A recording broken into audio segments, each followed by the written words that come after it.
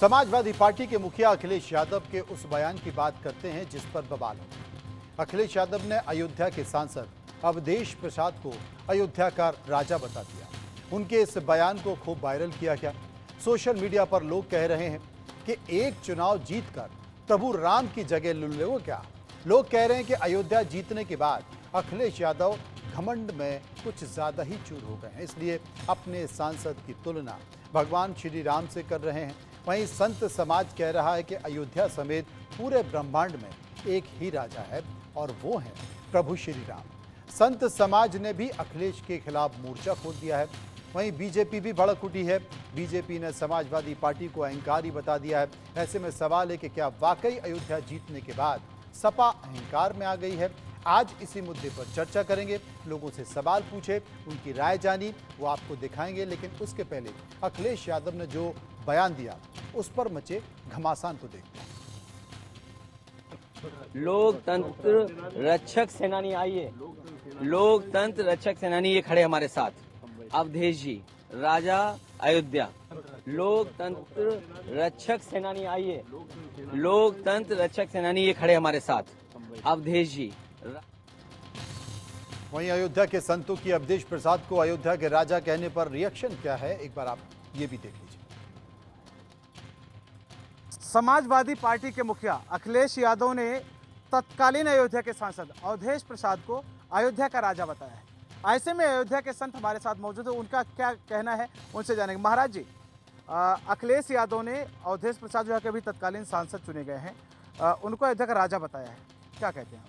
देखिए, जिस प्रकार से माननीय अखिलेश जी का यह बयान है, बड़बोलेपन का बयान है। जिस प्रकार से मर्यादा पुरुषोत्तम भगवान के अयोध्या धाम के राजा मेरे हनुमान जी महाराज हैं, तो हनुमान जी महाराज का अपमान है और संपूर्ण सनातनियों का अपमान है और संपूर्ण साधु संतों का अपमान है। इस बयान को उन्हें वापस लेना चाहिए। जो राम भक्तों के ऊपर गोली चलाने का कार्य कर सकता है, क्या वह अयोध्या का राजा बन सकता है? वह कभी अयोध्या का राजा नहीं बन सकता है। नाम होने जाने से कुछ ऐसा नहीं होता है। जिन्होंने राम भगवान का दर्शन करने के लिए नहीं आए, राम भगवान के निमंत्रण को ठुकरा दिया, वह अपने आप को राजा बता रहा है। 37 सीट आ जाना है, अपने बड़बोलेपन में ऐसा मदांध न हो जाए, अहंकार में डूब न जाए कि संपूर्ण सनातन उन्हें बिल्कुल जो है नस्त नाबूद कर दे। ऐसा न बयान दें। ऐसे बड़बोलेपन का बयान को उन्हें वापस लेना चाहिए, नहीं तो सनातनी एकजुट होकर के इनके लिए आंदोलन पे उतर आएगा। बयान वापस लेना चाहिए। महाराज जी, क्या कहते हैं आप? देखिए, अखिलेश जी का ये अहंकार है। अभी जब चुनाव प्रचार हो रहा था तो उनके लोग ये नारा लगा रहे थे कि ना मथुरा न काशी, अयोध्या में अवधेश पासी। अब अवधेश राजा कब से हो गए? दिमाग उनका खराब है क्या? होश ठिकाने नहीं है? अहंकार की पराकाष्ठा पा गए हैं? आवे अयोध्या में, हम साधु संतों के बीच में कहीं हम राजा हैं, पता चल जाएगा उनको। अवधेश प्रसाद सांसद हो सकते हैं, सम्मान हो सकता है, लेकिन ये अखिलेश को एक कह देना कि अवधेश प्रसाद अयोध्या के राजा हैं, ये बयान उनका गलत है और उनको जो है माफ़ी मांगना चाहिए। नहीं तो अयोध्या के पूरे विश्व साधु संतों से निवेदन करते हैं, अगर इस बात को माफ़ी न मांगे तो अवधेश प्रसाद सांसद अयोध्या के नगरी में घुसने ना पावे। अयोध्या की नगरी में घुसने न पावे। जो सांसद होने के बाद जो राम जी का दर्शन नहीं किया, राम नाम नहीं बोला, राम नाम का दुपट्टा पहने ताज किया, और जो राजा कैसे हो सकता है? मैं अयोध्या के संतोष निवेदन करना चाहता हूँ, प्रार्थना करना चाहता हूँ, जरा सा साधु साहिब तुम्हारे पास हो, जरा सा चंदन लगाते हो, तिल लगाते हो, राम के नाम पर रोटी खाते हो, तो अवधेश प्रसाद को अयोध्या की सीमा में प्रवेश मत हो देना जब तक माफ़ी न मांगे। बिल्कुल सही बात है। हमारे साथ विष्णुदास जी महाराज जी। महाराज जी, क्या कहते हैं इस मामले में आप? देखिए, अखिलेश यादव जी को पागल का दौरा आ चुका है। इसीलिए अखिलेश यादव जी कह रहे हैं कि अयोध्या का राजा अवधेश प्रसाद हैं। उनकी मानसिकता ठीक नहीं, वो अपना इलाज करवा लें सही अस्पतालों में, क्योंकि उनको ज्ञान होना चाहिए कि अयोध्या भगवान पुरुषोत्तम राम की नगरी है और राम के ही राजा बोले जाते हैं। जब हम लोग आरती करते हैं, स्तुति करते हैं, तो राम जी को ही राजा कहते हैं। और ऐसी मानसिकता, इसको ये प्रमाण मालूम चल चुका है कि जो कार सेवकों पे गोली चलवाए थे और रामचरित मानस को बेल लगाने के लिए बोलते थे, तो वही सपा की सरकार है। और सपा की सरकार ऐसी थी जो उत्तर प्रदेश भयानक रूप में दिखता था। इसी को लेकर के अखिलेश यादव हिरण्यकश्यप और रावण के जैसे घमंडी हो चुके हैं। इसी विवाद को लेकर हम लोगों के पास गए, कुछ सवाल पूछे, लोगों ने उन पर राय दी है। सवाल पहला जो आपके सामने है, पहला सवाल हमने जो लोगों से पूछा, समाजवादी पार्टी के अध्यक्ष अखिलेश यादव ने अवधेश प्रसाद को अयोध्या का राजा कहा। इस बयान पर आपकी राय? 16% लोगों ने कहा शर्मनाक बयान है, 13% लोगों ने कहा भगवान राम का अपमान है, 7% लोग हिंदुत्व विरोधी बयान की बात कर रहे थे और 37% लोग ये कह रहे थे कि अखिलेश यादव को माफी मांगनी चाहिए। 27% लोग इस पर कुछ भी कहना नहीं चाहते थे। भारतीय जनता पार्टी के नेता अश्वनी शाही और बीजेपी के माफ कीजिए समाजवादी पार्टी के प्रवक्ता प्रोफेसर भुवन भास्कर हमारे साथ मौजूद हैं। उनसे हम चर्चा करने की कोशिश करेंगे। भुवन साहब, क्या उचित है? देखिए, मैं इतना कहना चाहता हूँ, लोकतंत्र में जनता राजा और रंक बनाने का काम करती है। जिस प्रकार भारतीय जनता पार्टी ने वहां पर लोगों की दुकानें तोड़ी, मकानें तोड़ी, मंदिरों को तोड़ा, मस्जिदों को तोड़ा, वो दलित, पिछड़े, अल्पसंख्यक, गरीब, मजदूर, वंचित लोगों के को नुकसान पहुंचाया, उसका जवाब अयोध्या की जनता ने देने का काम करा। हाँ, मैं जिम्मेदारी से कहना चाहता हूँ आपके चैनल के माध्यम से, माननीय अवधेश प्रसाद जी वहाँ की जनता के दिलों के राजा हैं और ये बात बहुत जिम्मेदारी से। और हमारे नेता ने क्या कहा, वो आपने पहला वाला बयान को जो नहीं बताया, उन्होंने कहा लोकतंत्र के रक्षक, सेनानी, उस शब्द को नहीं बताया, क्योंकि लोकतंत्र का रक्षा करने के लिए चुनाव लड़ा गया था। इस प्रकार चंडीगढ़ में आपने देखा भारतीय जनता पार्टी ने लोकतंत्र की हत्या करी, वो तो सुप्रीम कोर्ट बीच में आ गया। ये तो पूरे देश को चंडीगढ़ बनाना चाहते हैं, पूरे देश में चाहते हैं कि डेमोक्रेसी खत्म हो जाए। ये तो भारतीय जनता पार्टी का एजेंडा है। इनके सांसद और इनके नेता क्या बोलते हैं, 400 सीटें इसलिए चाहिए, हम संविधान बदलेंगे। तो आज जो वंचित समाज है, पिछड़ा समाज है, जो जिनके साथ जातियां हुई हैं अयोध्या में, उन सब ने हमारे नेता अवधेश जी को चुनने का काम करा है। वो लोग अयोध्या के दिलों के जनता के राजा हैं। ठीक है, चलिए दूसरा सवाल है हमने जो लोगों से पूछा, अयोध्या में जीत के बाद क्या समाजवादी पार्टी के नेताओं में अहंकार आ गया है? 60% लोगों ने कहा हाँ, 37% लोगों ने कहा ना और 3% लोग कुछ भी कहना नहीं चाहते थे। अश्वनी जी, क्या कहेंगे? बहुत स्पष्ट वो दम्भ दिख रहा है, वो अहंकार दिख रहा है कि 37 सीट जीतकर अब एक पानी के बुलबुले की तरह ये लोग जो है बहुत अपने आप को आगे आगे जो है समझ रहे हैं। अब प्रभु राम के आगे अगर अवधेश प्रसाद जी को या किसी को राजा बताने का काम वही कर सकता है जो राम भक्तों का हत्यारा हो, जिसने बनारस में काशी हमारे शंकराचार्य को लाठियों से पिटवाने का काम किया हो, जो आज तक राम मंदिर न गया हो, तो ये वही कर सकता है। लोकतंत्र में मैंने पहले भी कहा और अभी भी कह रहा हूं, राजा राजतंत्र में था, अब वो खत्म हो गया है। यहाँ की जनता ही राजा है और जनता के ऊपर अवधेश प्रसाद को राजा बताना ये दम्भ और अहंकार, क्योंकि कल देखिए वहां पर तो मर्यादा पुरुषोत्तम भगवान राम भी हैं, हमारे प्रभु श्री राम जो है राजा राम के रूप में भी पूजे जाते हैं। तो अब उनके सामने अगर किसी को कोई चीज बताया गया तो ये अपमान है उनका और ये अहंकार। और धर्मगुरु माफी मांगने की भी बात कर रहे हैं। एक और सर्वे का सवाल है जो हमने पूछा, वो सवाल था कि क्या समाजवादी पार्टी के नेता वोट बैंक के लिए राम और रामचरितमानस का अपमान करते हैं? 58% लोग यानी कि 58% लोगों ने कहा हाँ, 40% लोग कह रहे थे ना और 2% लोग इस पर कुछ भी कहना नहीं चाहते। समाजवादी पार्टी के नेता प्रोफेसर साहब हमारे साथ मौजूद हैं। पवन जी, क्या कहेंगे?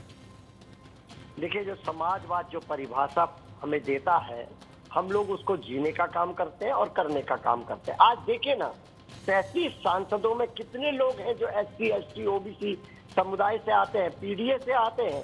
क्या नेतृत्व है बताइए, भारतीय जनता पार्टी बताइए, इनके राष्ट्रीय अध्यक्ष कौन है? हम बताते हैं। हमारे माननीय अखिलेश यादव जी के जो बगल में बैठते हैं वो दलित समाज से आते हैं। यही समाजवाद है, सभी धर्म सभी जाति वर्ग को लेके चलने नहीं की। तो बीजेपी तो बार बार यही कहती है कि देखिए हमने पहले दलित को राष्ट्रपति बनाया, उसके बाद फिर आदिवासी को राष्ट्रपति बनाया। मैंने देखा था वो सम्मान दलित का, आपने भी देखा था, आपके चैनल ने भी दिखाया था किस प्रकार अयोध्या में उनको बुलाया गया राष्ट्रपति साहब को।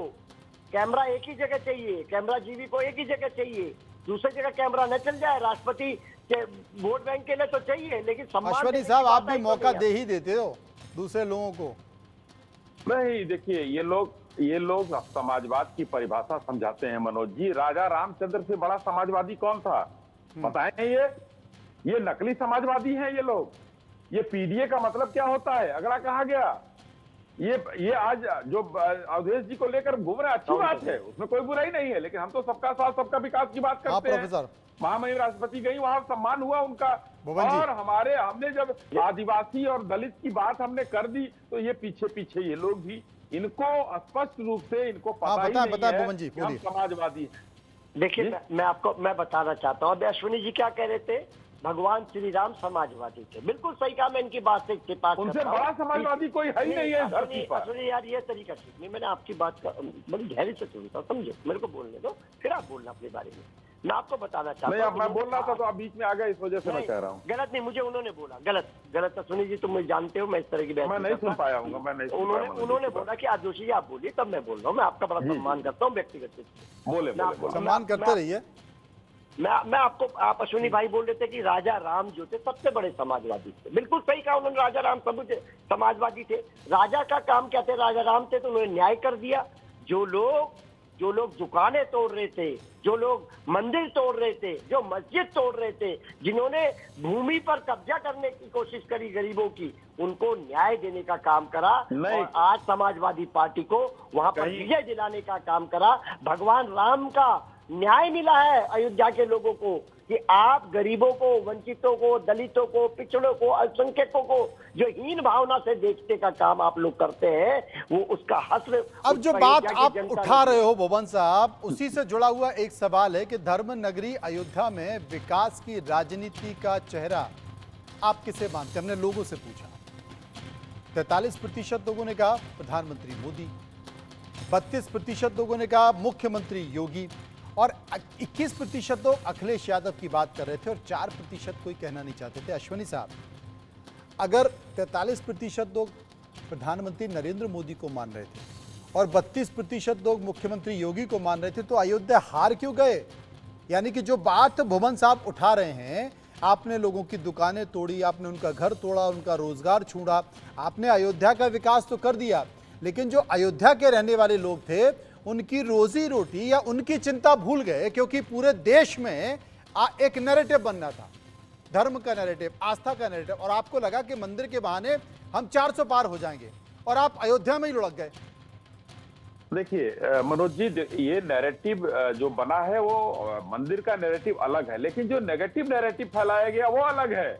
इन लोगों ने नेगेटिव नैरेटिव फैलाया। हो सकता है हमसे कुछ गलती हुई हो, हम हारे हैं, जनता मालिक है, फिर हमको जिताएगी, मगर वहां पर जो विकास के काम हुए हैं, बता दिए अखिलेश यादव ने क्या किया है। वहां एक ईंट भी रखी हो, फर्जी का काम गिनाने के लिए तो 100 चीज कहेंगे, अपने जब जाते नहीं है तो कोई काम इन्होंने नहीं किया।